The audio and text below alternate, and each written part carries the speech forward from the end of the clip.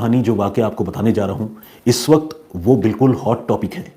वो मामला मेरठ का है, जहाँ एक शख्स की हत्या उसकी पत्नी और उसके बॉयफ्रेंड ने मिलकर की है।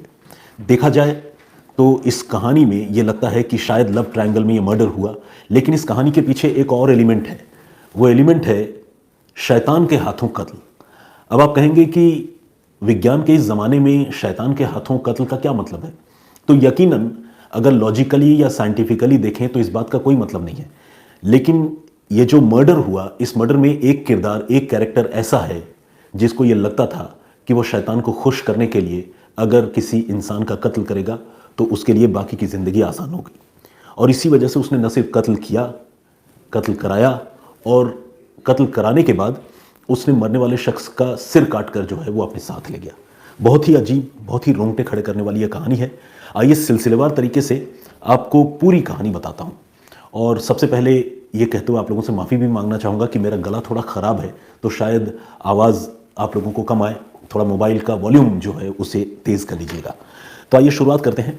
18 मार्च को मेरठ के ब्रह्मपुरी पुलिस स्टेशन में दो लोग अपनी बेटी को लेकर पहुंचते हैं। ये दोनों लोग जो है रस्तोगी दंपत्ति हैं, यानी पति पत्नी हैं, और इनकी बेटी का नाम है मुस्कान रस्तोगी। ये पुलिस के पास जाकर बताते हैं कि हमारी बेटी ने हमारे दामाद का कत्ल कर दिया है। बेटी हमारे साथ है, आप इसे पकड़ लीजिए और इससे पूछताछ करके पूरी कहानी जानिए। पुलिस सख्ते में आ गई। आमतौर पर कत्ल करने के बाद कातिल भागता है, किसी की पकड़ में नहीं आता, लेकिन यहाँ तो बेटी माँ बाप के साथ पुलिस स्टेशन आई थी। ऐसा कैसे हुआ, क्यों हुआ?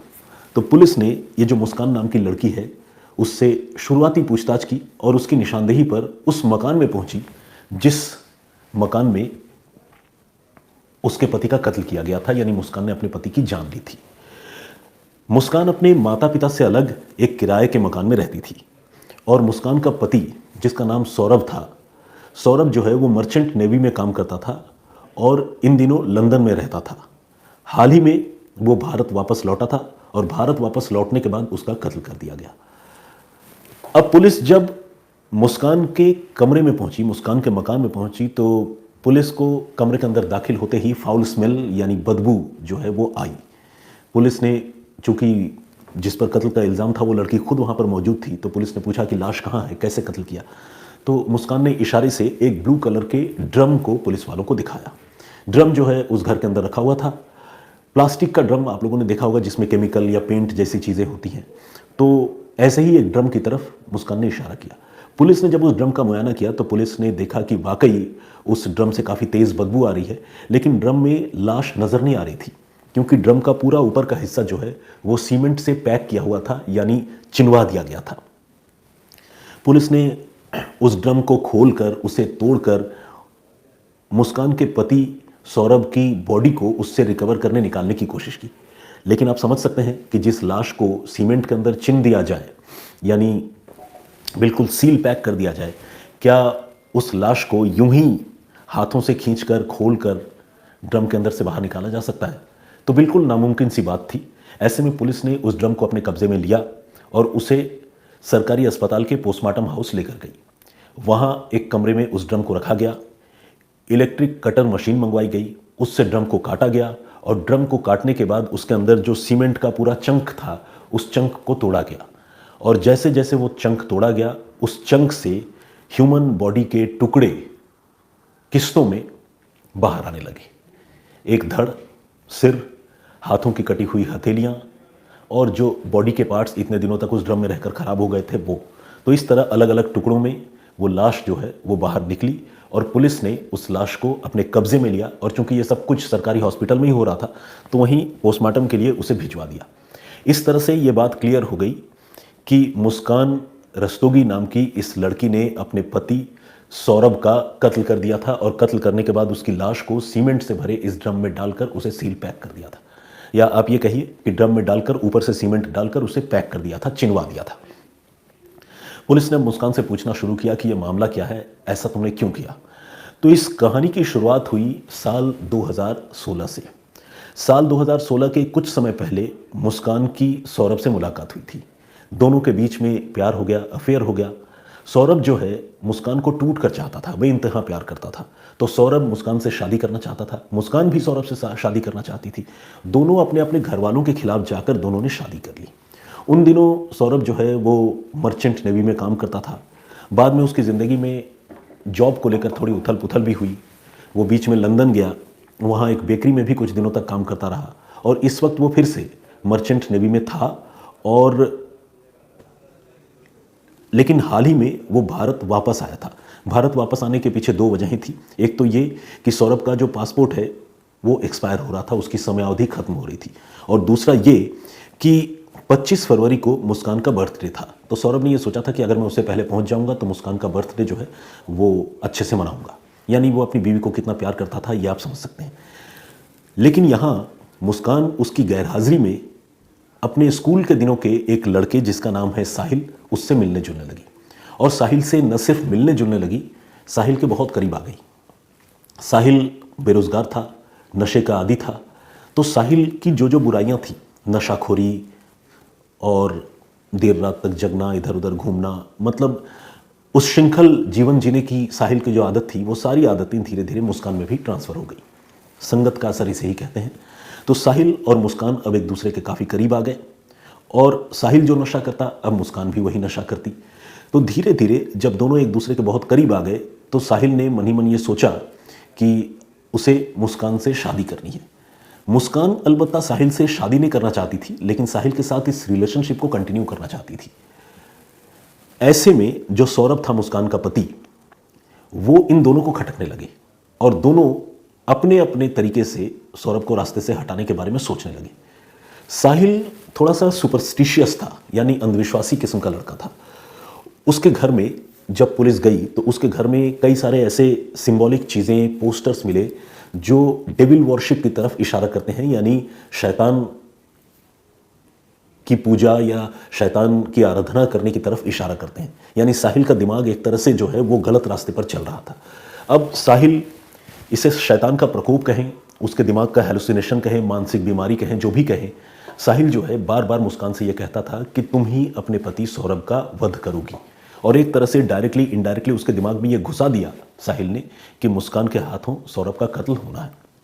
अब सौरभ जब वहाँ से आया लंदन से, तो उसे इस बात का दूर दूर तक कोई अंदाज़ा नहीं था कि उसकी बीवी जो है साहिल के साथ इतना ज़्यादा इन्वॉल्व है। हालांकि उससे भनक तो थी कि एक लड़के से उसकी दोस्ती है, लेकिन उसे नहीं पता था कि ये दोस्ती इस हद तक है कि दोनों न सिर्फ पूरी तरह से इन्वॉल्व है, बल्कि दोनों मिलकर सौरभ की हत्या भी करना चाहते हैं। ये सौरभ को इस बात का कोई भान नहीं था। और 25 तारीख को जब मुस्कान का बर्थडे था, उस दिन जब ये सौरभ घर में था तो इन्होंने सोचा था कि सौरभ को जमकर शराब पिलाएंगे और जब वो नशे में धुत हो जाएगा 25 फरवरी को, तब उसकी हत्या करेंगे।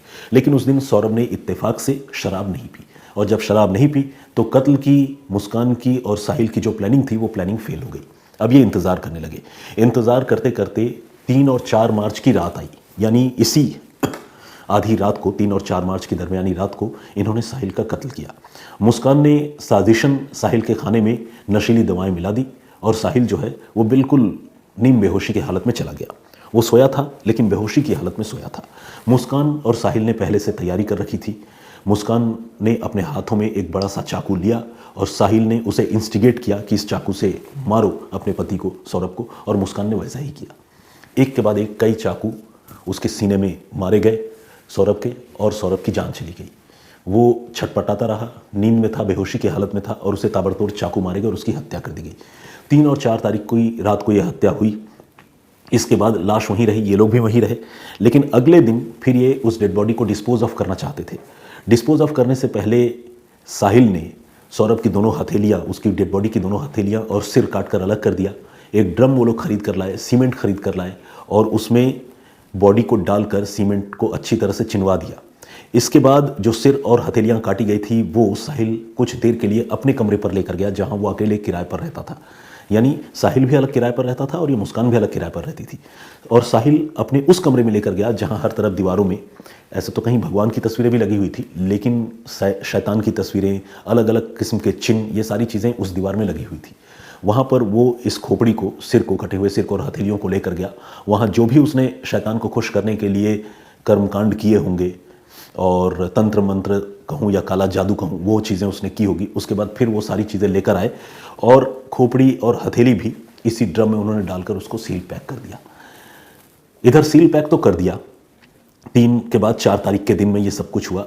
4 तारीख के बाद मुस्कान अपने बॉयफ्रेंड साहिल के साथ निकल गई हिमाचल प्रदेश घूमने के लिए। मुस्कान के पास जो पैसे थे वो उसके पति सौरभ के ही थे, यानी जिस पति का उसने कत्ल किया उसी के पैसों पर वो ऐश मौज भी कर रही थी। बहरहाल मुस्कान और साहिल जो है वो घूमने के लिए चले गए और ये लोग घूमते रहे हिमाचल प्रदेश में। जब इनके पैसे खत्म हुए तो इनको लगा कि सौरभ के बैंक खाते से कुछ रुपए निकाले जा सकते हैं। सौरभ के बैंक खाते में 6 लाख रुपए थे। तो इस लड़की ने, मुस्कान ने अपने पेरेंट्स को फ़ोन किया, यानी रस्तोगी दंपति को, अपने माता पिता को फ़ोन किया और कहा कि सौरभ के खाते से कुछ रुपए चाहिए। तो इसके माता पिता ने कहा कि बेटी, जब सौरभ तुम्हारे साथ खुद ही घूम रहा है, तुम लोग साथ में हो, तो फिर हम कैसे पैसे निकाल कर दे सकते हैं? तुम खुद ही आओ सौरभ के साथ और पैसे निकाल लो। असल में इसने अपने पति सौरभ का कत्ल तो कर दिया था, लेकिन घर वालों को यह बताया था कि मैं सौरभ के साथ ही घूमने जा रही हूँ, सौरभ का कत्ल करके बॉयफ्रेंड के साथ घूमने जा रही हूँ। ये बात मुस्कान ने अपने माता पिता को नहीं बताई थी, और कोई भी बेटी आसानी से इस तरह की बात तो बताएगी नहीं, कोई भी कातिल नहीं बताएगा। तो मुस्कान ने भी अपने माता पिता को ये बात नहीं बताई थी। माता पिता ने कहा कि सौरभ तुम्हारे साथ है तो सौरभ के पैसे निकालने के लिए तुम हमें क्यों बोल रही हो, तुम और सौरभ मिलकर निकाल लो। तो वो थोड़ी पजल्ड हो गई, उसे समझ में नहीं आया इस बात का क्या जवाब दें। उसने फिर फ़ोन पर अपने माता पिता से ये कहा कि सौरभ जो है इस दुनिया में नहीं है, उसकी हत्या हो चुकी है, वो उसको मार दिया गया है। इसके बाद मुस्कान वापस आई और वापस आने के बाद उसने अपने माता पिता से मुलाकात की। माता पिता से मुलाकात करने के बाद उसने पहले ये बताया कि सौरभ का कत्ल खुद सौरभ के घर वालों ने मेरे घर में आकर कर दिया, मेरी आंखों के सामने, और मुझे किडनैप करके ले गए थे और ले जाने के बाद वो अलग अलग जगहों पर मुझे घुमाते रहे। कहने का मतलब उसने अपना जुर्म छुपाने की कोशिश की और ये बताया कि मेरी आंखों के सामने मेरे पति का कत्ल जो है मेरे ससुराल वालों ने आकर कर दिया, यानी सौरभ के घर वालों ने कर दिया। इस बात पर इस बात पर मुस्कान के घर वाले खुद यकीन नहीं कर पा रहे थे। उनको लगा कि हमारी बेटी जो बात कह रही है इस पर कौन यकीन करेगा, क्योंकि कोई भी परिवार अपने बेटे का कत्ल यूं उसके ससुराल में आकर शादी के इतने दिनों के बाद क्यों करेगा, और अगर कत्ल किया भी तो उस समय शोर मचा होगा, मुस्कान ने विरोध किया होगा, खुद सौरभ ने विरोध किया होगा, कहीं आसपास लोगों को पता चली होगी बात। जब ऐसा कुछ हुआ ही नहीं तो हम तुम्हारी बात कैसे मान लें। जब बेटी को लगा कि वो चारों तरफ से घिर गई है और उसकी झूठी कहानी पर खुद उसके माता पिता यकीन नहीं कर रहे हैं, तो फिर मुस्कान ने सच्ची कहानी बताई। और सच्ची कहानी ये थी कि उसने अपने प्रेमी साहिल के साथ मिलकर अपने पति, जो कि उससे बेइंतहा प्यार करता था, उससे लव मैरिज किया था घर वालों के खिलाफ जाकर, उस पति की उसने हत्या कर दी थी। और हत्या करने के बाद उसकी लाश को ड्रम में डालकर सीमेंट से पैक करके उसको छुपा दिया था। इरादा था कि कभी ले जाकर इस ड्रम समेत उसकी लाश को कहीं दफना देंगे। लेकिन इससे पहले कि वो मंसूबा पूरा होता, उधर लाश से बदबू आने लगी और इधर ये लड़की इस राज को हजम नहीं कर पाई। अपने पेरेंट्स को आकर उसने ये सारी बातें बता दी। पेरेंट्स जो हैं उनको सदमा लगा। बहुत सारे ऐसे पेरेंट्स और घर वालों को मैंने देखा है जो अपने बच्चों के रॉन्ग डूइंग्स को, गलत हरकतों को भी जस्टिफाई करने और उनको सेव करने की कोशिश करते हैं। लेकिन इस मामले में रस्तोगी दंपति की तारीफ करनी होगी कि उन्होंने अपनी बेटी को खुद ले जाकर पुलिस के हवाले किया, और न सिर्फ पुलिस के हवाले किया बल्कि उन्होंने इंटरव्यू में बार बार ये कहा कि उनकी बेटी को फांसी होनी चाहिए, क्योंकि उनकी बेटी ने उनके बेटे जैसे दामाद की हत्या कर दी। एक ऐसे दामाद की हत्या कर दी जो उन्हें बहुत ज़्यादा प्यार करता था, मान सम्मान देता था, चाहता था, और जो मुस्कान के नाम पर जीता मरता था। तो ये थी पूरी कहानी। पुलिस ने फिलहाल मुस्कान को भी अरेस्ट कर लिया है, उसके बॉयफ्रेंड को भी अरेस्ट कर लिया है। मुस्कान और सौरभ की एक छोटी सी बेटी भी है, 5-6 साल की। विडंबना देखिए, 5-6 साल की छोटी सी बेटी के होते हुए किसी और से अफेयर और उस प्रेमी के साथ मिलकर अपने पति का कत्ल। तो बहुत ही दर्दनाक कहानी। मुस्कान का मकसद ये था कि वो सौरभ से पीछा छुड़ाए और साहिल के साथ बाकी की ज़िंदगी गुजारे, लेकिन नोट कीजिएगा वो साहिल से शादी नहीं करना चाहती थी। और साहिल का मकसद ये था कि वो मुस्कान से शादी करे, और इसके अलावा साहिल जो है कुछ शैतानी क्रियाकलापों में इन्वॉल्व था। कुछ उसके दिमाग में इस तरह का फितूर सवार था कि वो शैतान की पूजा करता था, और उसी चक्कर में उसने जो है मुस्कान के पति सौरभ की हत्या करवा दी। तो ये थी पूरी कहानी, और इस कहानी में और भी बहुत सारे पहलू हैं, लेकिन नटशल में हमने आपको पूरी कहानी बताई है। इस कहानी पर आप क्या सोचते हैं, आपका क्या नज़रिया है, प्लीज़ हमें कमेंट करके ज़रूर बताइएगा।